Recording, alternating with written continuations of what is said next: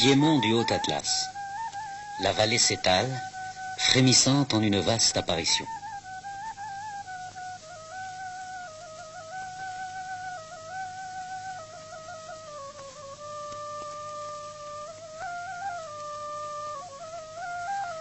Terre d'où jaillit la parole et que transforme le geste.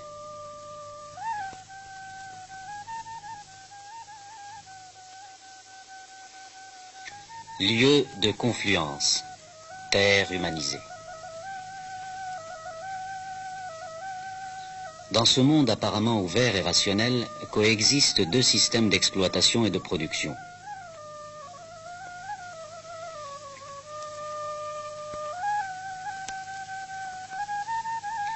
Les travaux et les jours, cycle après cycle.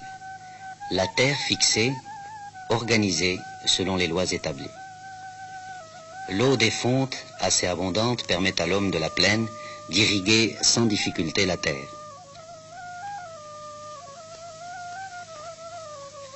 Un espace démesuré et un damier de petites exploitations vivrières.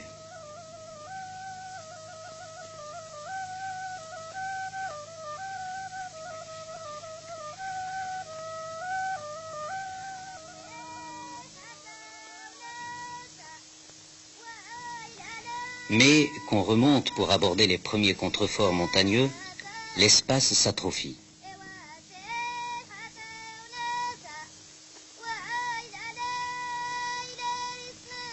Les accès difficiles rendent aléatoire toute ouverture vers le monde extérieur. Architecture étriquée, accrochée au vertige.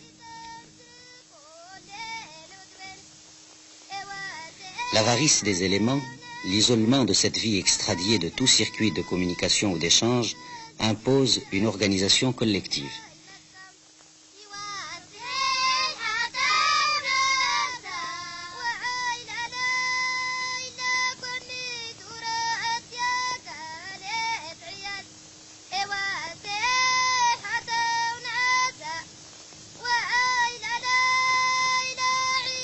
L'effort de l'homme est conditionné par l'élément rare, l'ingrédient miraculeux qui s'égoutte en sourdine, sporadique.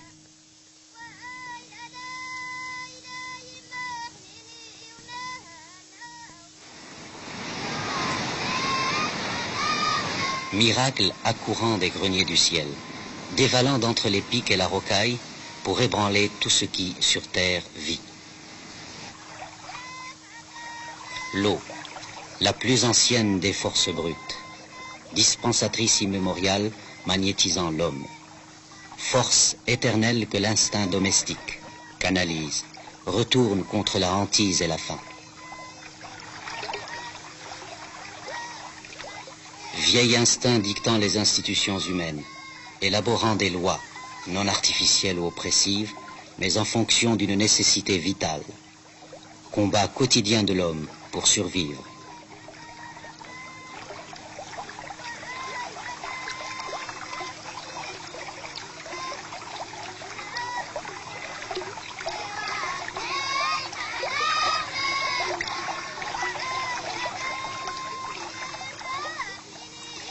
Parcelles, microcosmes exploités intensivement. Dans cette économie fermée, les produits de l'arboriculture et de l'élevage sont les rares éléments qui permettent un échange avec le monde extérieur.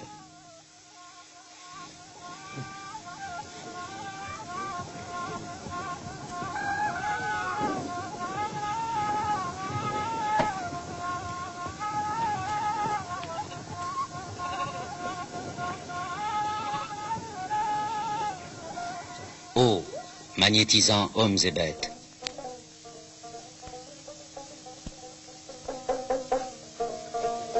Ni expression artistique, ni produit de luxe.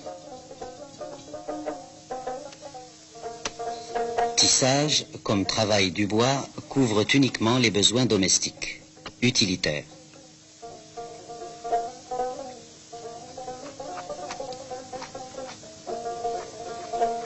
Au jour le jour, manger, se vêtir, course contre les saisons. Meule infatigable, dit la poétesse, pierre active, poudrée de farine vénérée, pierre chantante dans l'ombre des aubes.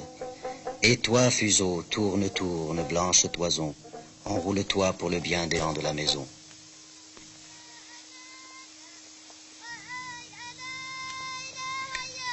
Voix des vivants et des morts. Exorcisme de la terre, de l'eau. Exorcisme pour activer les noces des éléments.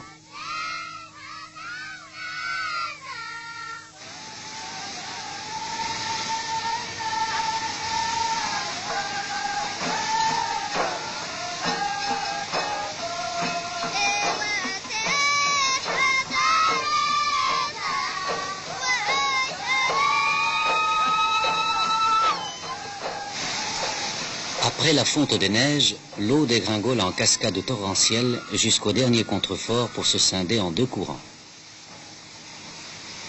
Miracle renouvelé. Nappe magnétique en fuite. Aux abords de l'été, le courant commence à s'amenuiser. Auparavant, l'eau devenait à cette période objet de convoitise entre les populations riveraines, ce qui créait un état perpétuel de tension et de belligérance. La rive droite, favorisée géographiquement, recueille alors la plus grande partie de l'eau. La rive gauche, en pente très raide, est la plus affectée, la plus exposée aux méfaits des torrents qui endommagent, lors des crues, les canaux et installations de retenue. Mais ici, l'homme n'accepte plus cette inégalité de fait. Il entend imposer ses propres lois. Il ne s'agit pas seulement de surmonter le désordre, mais aussi de capter, d'exploiter au maximum l'eau, ce qui permettra d'effectuer 2 cultures par an.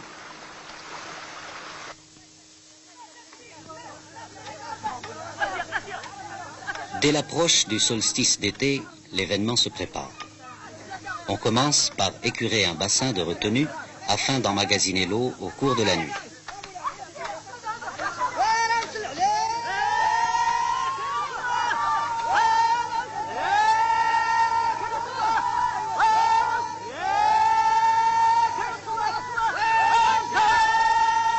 Collusion de toutes les énergies, force motrice collective, système de roulement par village.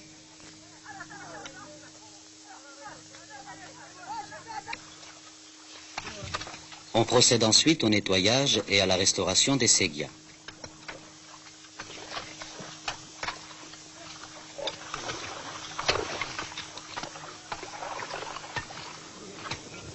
L'eau sera ainsi récupérée sans que le moindre filet ne se perde.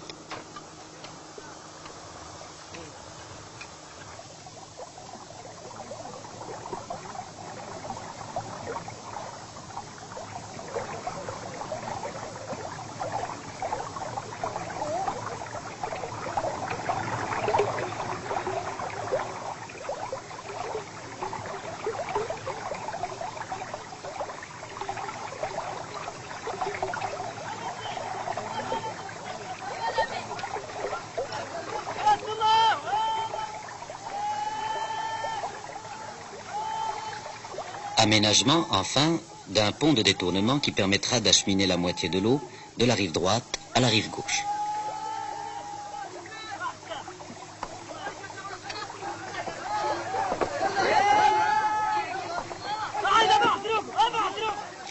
Mêlée de forces conjuguées, ingéniosité primaire ayant su élaborer ses propres techniques sans avoir recours au monde extérieur et lointain.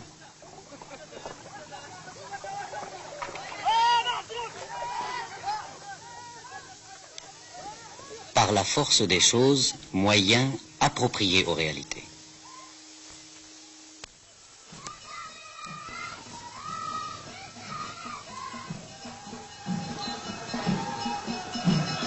Jour du partage, fête de l'eau, de la paix retrouvée, jour de renouvellement d'un pacte ancestralement scellé.